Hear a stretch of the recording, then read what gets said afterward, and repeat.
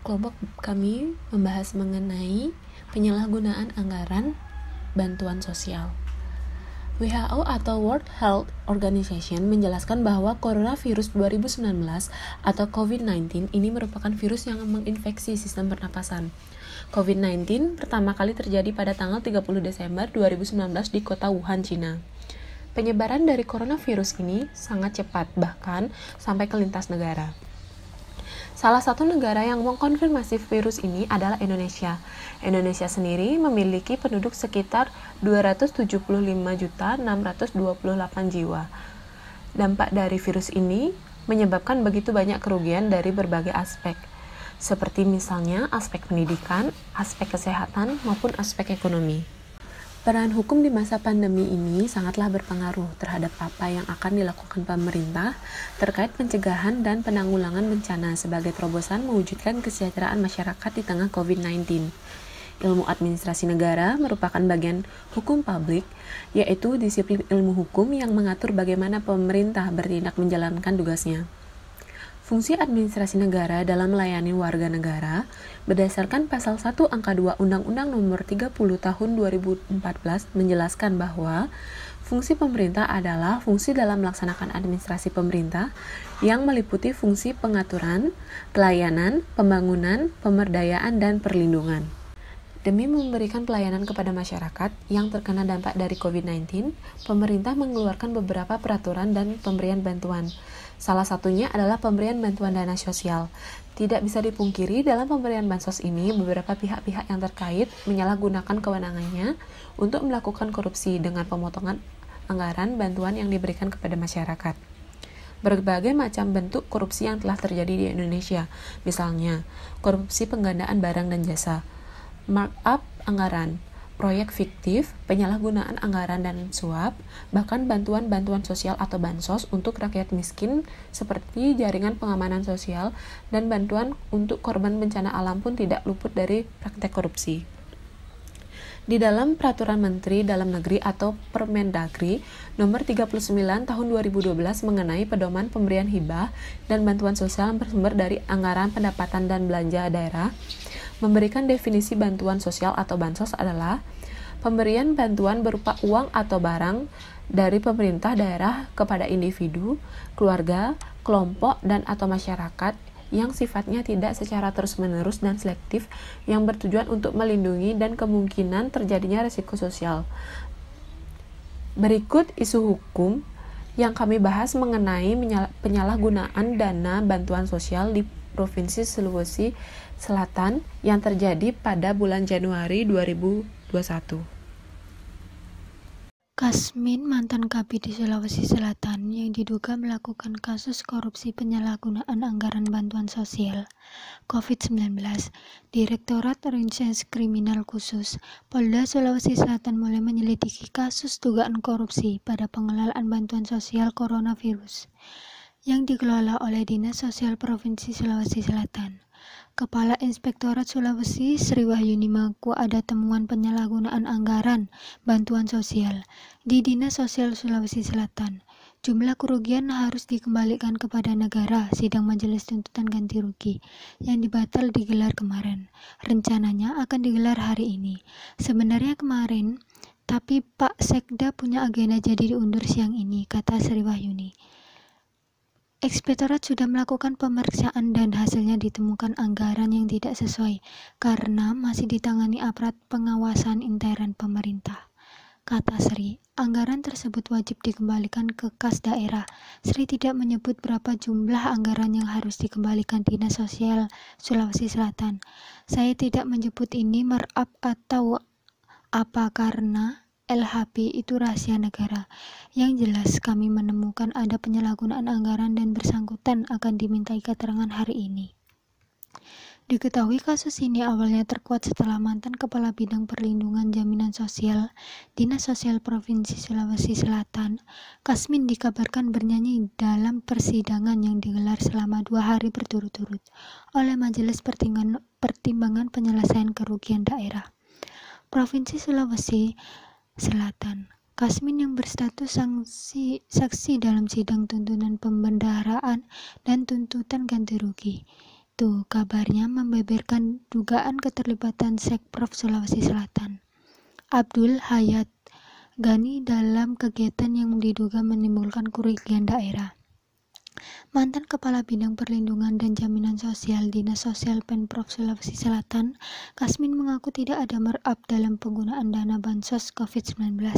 Kasmin menjelaskan, rencana kerja belanja yang diberikan adalah RKB lama. RKB tersebut beredar sebelum diselidiki oleh Inspektorat.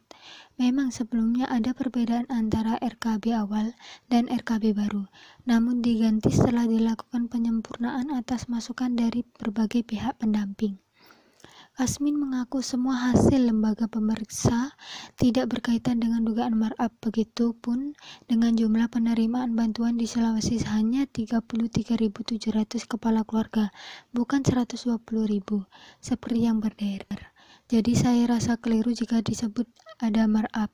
Kemudian soal urusan kewajaran harga, itu bukan urusan Dinsos, tapi urusan pihak rekanan. Sebelumnya, Pemprov Sulawesi Selatan menyalurkan bantuan pangan disalurkan untuk 24 kabupaten atau kota senilai 16,3 miliar. Bantuan disalurkan pada masa pembatasan sosial berskala besar pada bulan April 2020. Ada 10 jenis bantuan yang diberikan, mulai dari beras, mie instan, minyak goreng, telur, gula pasir, tepung terigu, teh, dan kopi. Dari harga jenis bantuan tersebut, ada yang dinilai yang tersebut tidak sesuai dengan harga pasaran. Namun menurutnya itu adalah harga RKB lama. Inspektorat bahkan melakukan pemeriksaan dan tidak ada masalah yang ditemukan dengan harga sembako saat itu. BPKB dan Kejaksaan juga memberi masukan terhadap hasil pemeriksaan Inspektorat. Ungkap Kasmin, adanya dugaan markup anggaran bansos COVID-19 membuat Gubernur Sulawesi Selatan Nurdin Abdullah meradang. Nurdin meminta agar kasus ini ditangani serius oleh aparat penegak hukum. Pokoknya itu ditangani APIP, segera dilimpahkan ke APH, kata Nurdin. Ia mengatakan pelibatan APH agar menjadi efek jera bagi pejabat lainnya. Apalagi di kondisi pandemi seperti ini. Saya sudah bilangin jangan ditahan, lanjut proses hukum supaya ada efek jera, tegas Nurdin. Dalam kasus yang sudah dipaparkan, pelaku korupsi yang menyalahgunakan dana bansos melanggar ketentuan pasal sebagai berikut. Pertama, Pasal 2 Undang-Undang Nomor 31 Tahun 1999 sebagaimana telah diubah dan diperbaiki dengan Undang-Undang Nomor 20 Tahun 2001 tentang perubahan atas Undang-Undang Nomor 31 Tahun 1999 tentang pemberantasan tindak pidana korupsi. JO Pasal 64 Ayat 1 KUHP, JO Pasal 55 Ayat 1 Pertama KUHP, yang berbunyi, setiap orang yang secara melawan hukum melakukan perbuatan memperkaya diri sendiri atau orang lain atau suatu korporasi yang dapat merugikan keuangan negara atau perekonomian negara dipidana penjara dengan penjara seumur hidup atau pidana penjara paling singkat 4 tahun dan paling lama 20 tahun. Denda paling sedikit 200 juta rupiah dan paling banyak 1 miliar rupiah. Yang kedua, Pasal 3 Undang-Undang Nomor 31 Tahun 1999 sebagaimana telah diubah dan diperbaiki dengan Undang-Undang Nomor 20 Tahun 2001 tentang perubahan atas Undang-Undang Nomor 31 Tahun 1999 tentang pemberantasan tindak pidana korupsi, JO Pasal 64 Ayat 1, JO Pasal 55 Ayat 1 ke 1 KUHP. Setiap orang yang dengan tujuan menguntungkan diri sendiri atau orang lain atau suatu korporasi menyalahgunakan kewenangan, kesempatan atau sarana yang ada padanya karena jabatan atau kedudukan yang dapat merugikan keuangan negara atau perekonomian negara, dipidana dengan pidana penjara seumur hidup atau pidana penjara paling singkat 1 tahun dan paling lama 20 tahun.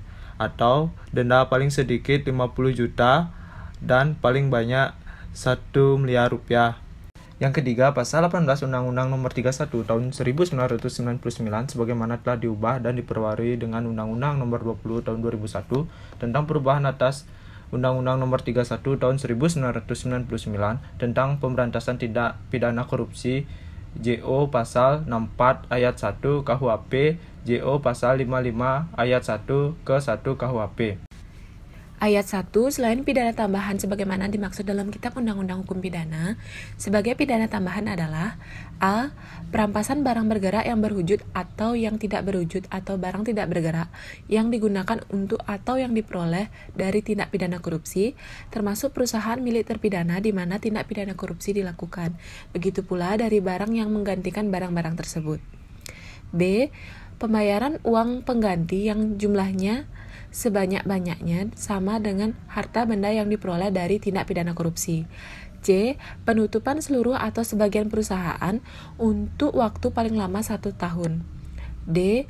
Pencabutan seluruh atau sebagian hak-hak tertentu dalam penghapusan seluruh atau sebagian keuntungan tertentu yang telah atau dapat diberikan oleh pemerintah kepada terpidana.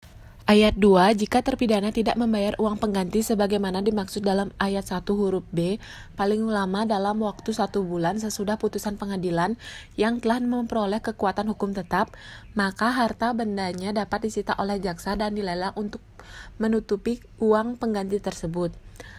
Ayat 3, dalam hal terpidana tidak mempunyai harta benda yang mencukupi untuk membayar uang pengganti sebagaimana dimaksud dalam ayat 1 huruf B, maka dipidana dengan pidana penjara yang lamanya tidak melebihi ancaman maksimum dari pidana pokoknya sesuai dengan ketentuan dalam undang-undang ini, dan lamanya pidana tersebut sudah ditentukan dalam putusan pengadilan. Akibat hukum dari kasus yang telah dibahas adalah Komisi Pemberantasan Korupsi atau KPK sempat menyampaikan soal tuntutan hukuman mati bagi pelaku korupsi anggaran penanganan pandemi COVID-19. Ancaman hukuman mati bagi pelaku korupsi diatur dalam Pasal 2 Ayat 2 Undang-Undang Nomor 31 Tahun 1999 tentang Pemberantasan Tindak Pidana Korupsi yang berbunyi, dalam hal tindak pidana korupsi sebagaimana yang dimaksud dalam ayat 1 dilakukan dalam keadaan tertentu, pidana mati dapat dijatuhkan. Di sisi lain, Presiden Joko Widodo telah menyampaikan akan menghormati proses hukum yang sedang dilakukan KPK dan tidak akan melindungi siapapun yang terlibat korupsi. Pemerintahan Jokowi akan terus mendukung KPK dalam upaya pencegahan dan pemberantasan korupsi. Pada wawancara yang dilakukan pada hari Minggu tanggal 6 Desember 2020 di Istana Bogor, Jokowi juga menegaskan kepada seluruh pejabat negara untuk tidak menggunakan dana APBN maupun APBD provinsi, kabupaten, dan kota secara serampangan. Berdasarkan isu hukum yang sudah dibahas dapat ditarik kesimpulan. Pada kasus COVID-19 di Indonesia, banyak sekali kerugian yang dialami oleh negara termasuk masyarakat sendiri. Berbagai upaya yang dilakukan oleh pemerintah untuk mencapai kesejahteraan masyarakat, salah satunya pemberian bantuan sosial. Namun, masih banyak petugas yang berwenang yang melakukan korupsi terkait anggaran atau bantuan yang diberikan oleh pemerintah.